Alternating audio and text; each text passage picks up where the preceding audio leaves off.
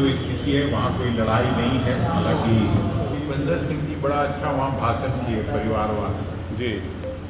यहीं बगल में राजनाथ सिंह जी के पुत्र विधानसभा में काम करते हैं, तो वो परिवारवाद नहीं है। तो ये परिवारवाद क्या है? केवल एक पार्टी के लिए, इंडिया गठबंधन के लोगों के लिए। 13 तारीख के चुनाव के बाद जिस दिन काउंटिंग होगा आप देख लीजिए। नमस्कार, आप लाइव सिटीज देख रहे हैं। आपके साथ मैं हूं वसीम खान। बिहार में 4 सीटों पर उपचुनाव और ऐसे में रामगढ़ सीट काफ़ी हॉट सीट बना हुआ है। देखिए, कांग्रेस के बिहार प्रदेश अध्यक्ष अखिलेश सिंह रामगढ़ पहुंचे थे, वहां पत्रकारों से बातचीत की, मगर परिवारवाद पर खूब गरजे। सबसे पहले आप अखिलेश सिंह को सुनिए क्या कुछ कह रहे हैं। कि सभी कांग्रेस के कार्यकर्ता लगातार रामगढ़ विधानसभा में उपचुनाव में घूम रहे हैं और वहाँ जो स्थिति है वहाँ कोई लड़ाई नहीं है। हालांकि लड़ाई भारतीय जनता पार्टी से है, बाकी कोई पार्टी बीच में है नहीं। और हम लोगों को घूमने से और जो फीडबैक आया वहाँ के लोगों का, स्थानीय लोगों का, उस आधार पर कह सकते हैं कि भारी बहुमत से अजीत कुमार सिंह चुनाव जीतेंगे। अच्छा, अजीत कुमार सिंह पे ये आरोप जो परिवारवाद का लग रहा है, जैसे कि क्षेत्र में भाजपा बराबर यही लगा रही है कि परिवार को ही टिकट दिया गया है, क्या लगता है कितना असर पड़ेगा इसका? अभी भूपेंद्र सिंह जी बड़ा अच्छा वहाँ भाषण किए परिवारवाद जी। यहीं बगल में राजनाथ सिंह जी के पुत्र विधानसभा में काम करते हैं, तो वो परिवारवाद नहीं है। स्वर्गीय रामविलास पासवान जी का बेटा संसद में काम कर रहे हैं, तो वो परिवारवाद नहीं है। अभी मैं जमशेदपुर में था 2 दिन पहले, डॉक्टर अजय कुमार जहाँ कांग्रेस के प्रत्याशी हैं और उनके खिलाफ जो भाजपा के प्रत्याशी हैं वो उड़ीसा के गवर्नर साहब और एक चीफ मिनिस्टर झारखंड के, उनकी बहू चुनाव लड़ रही और आधा दर्जन ऐसे उम्मीदवार वहाँ थे जो कोई न कोई उनके ये माता पिता संसद में या विधानसभा में काम कर रहे हैं। तो ये परिवारवाद क्या है? केवल एक पार्टी के लिए, इंडिया गठबंधन के लोगों के लिए।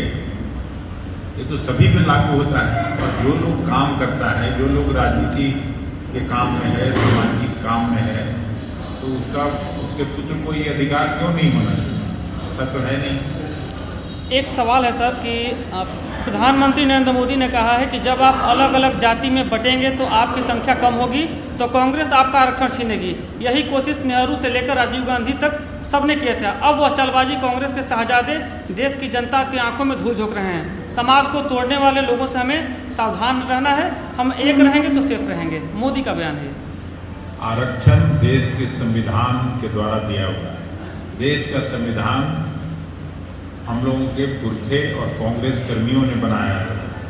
बाबा साहब अम्बेडकर ने संविधान बनाया था। उस समय भारतीय जनता पार्टी का जन्म भी नहीं हुआ था। मोदी जी भी 1950 में पैदा हुए हैं, जो ऑफिशियल उनका अपना जन्म तिथि। तो ये लोग तो कहीं थे नहीं और आज तक किसी वर्ग को आरक्षण दिया नहीं है। 10 साल में 11वां साल उनका अभी प्रधानमंत्री काल का है। तो जो भी दिया है कांग्रेस पार्टी की सरकारों ने दिया है। तो ये सवाल कहाँ खड़ा होता है? और उनका प्रयोग तो यहीं फेल हो गया, बगल में जहाँ से वो चुनाव लड़ते हैं। अयोध्या में क्या हुआ? ऐसा तो नहीं है। हम लोग भी सब हिंदू हैं, हम लोग भी राम में आस्था रखते हैं, हम लोग भी राम के पुजारी हैं, लेकिन उन लोगों की तरह राम के व्यापारी नहीं हो सकते। और वहाँ खुद वो हारे हैं चुनाव। और कई जगह ऐसा जहाँ समझते थे कि ये हम लोग की राजधानी बनने वाली है, सब जगह चुनाव हारे हैं। बद्रीनाथ में हार गए उपचुनाव में। जो कहा उन्होंने कि हम एक रहेंगे तो सेफ रहेंगे, तो उनको कौन एक रहने से मना कर रहा है? कोई मना कर रहा है क्या? कांग्रेस पार्टी से उसमें मना तो नहीं कर रही है। वो एक हो जाए, गडकरी जी को भी उतना ही सम्मान दें, लेकिन वही तो बंद किए हैं। आडवाणी जी आज पर कहाँ हैं पता ही नहीं चलता है। मुरली मनोहर जोशी जी कहाँ हैं पता नहीं चलता है। उमा भारती जी कहाँ हैं उनका पता नहीं है। उनको पहले एक करें ना, उन लोगों को सबको साथ लेके चलें। चारों सीट को किस प्रकार से देख रहे हैं आप? चारों सीट इंडिया गठबंधन भारी अंतर से जीतने जा रही है। ये केवल फॉर्मेलिटी है, रस्म अदायगी है। 13 तारीख के चुनाव के बाद जिस दिन काउंटिंग होगा आप देख लीजिए। जिस प्रकार से रामगढ़ सीट पर केंद्रीय मंत्री से लेकर कैबिनेट मंत्री तक लगातार दौरे कर रहे हैं, प्रधानमंत्री जी, गृह मंत्री जी भी आ जाएंगे, फिर भी यहाँ इंडिया गठबंधन की भारी जीत है। अच्छा, प्रशांत किशोर को कितने मजबूती से देख रहे हैं, कितने प्रशांत फटके डालेंगे? किशोर का चारों सीट पर जमानत जब्त होगा, उनका कल ही खुल जाएगा। अभी तक जैसे देखते हैं ना कि नाली का जो पॉट होल जब तक खुलता नहीं है तब तक उसका पता नहीं चलता है, लेकिन जब पॉट होल खुल जाता है तो वास्तविकता से सब लोग, आप लोग रूबरू होइएगा, आप देखिएगा।